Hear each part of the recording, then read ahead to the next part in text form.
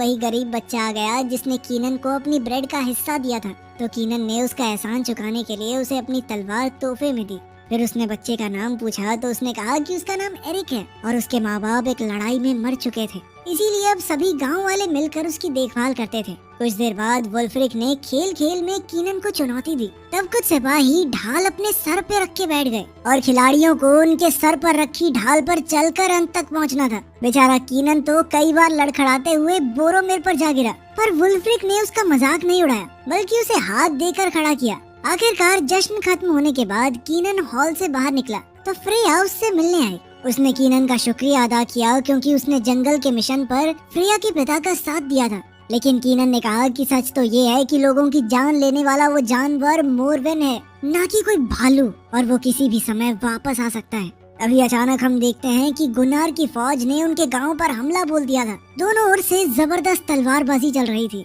जिसमें कीनन और फ्रेया भी शामिल हो गए और उन्होंने कई दुश्मनों को मार गिराया। इधर गुन्नार ने राजा को घेर लिया था और वो उसका काम तमाम करने ही वाला था कि ऐन वक्त पर कीनन ने राजा की जान बचाई। अब कीनन और गुन्नार के बीच भयंकर लड़ाई होने से पहले ही गुन्नार के सिपाही उसे खींचकर पीछे ले आए, क्योंकि वो जानते थे कि गुन्नार कीनन के सामने नहीं टिक पाएगा। जाने से पहले गुन्नार ने राजा को गाली देते हुए उस पर अपने गांव की तबाही का इल्जाम लगाया। खैर, लड़ाई खत्म होने के बाद फ्रेया ने कीनन को गुन्नार के बारे में सब कुछ बताया। कई साल पहले जब वुल्फ्रिक के पिता राजा हुआ करते थे तो उन्होंने आसपास के सभी गांवों को इकट्ठा करके फ्रांस पर हमला करने का प्लान बनाया, मगर उस वक्त गुन्नार ऐन वक्त पर वहां पहुंचा ही नहीं, जिस वजह से उसे धोखेबाज समझा गया और तब से दोनों गांवों के बीच में दुश्मनी शुरू हो गई। इसके बाद हम देखते हैं कि गुन्नार और उसकी फौज जंगल में पड़ाव डालकर बैठे थे। पता चला कि आज वो वुल्फ्रिक पर हमला करके सालों पहले का बदला लेने आए थे, पर जैसे ही एक सिपाही कुछ दूर हल्का होने गया तो अचानक तालाब में से मोरवेन बाहर आ गया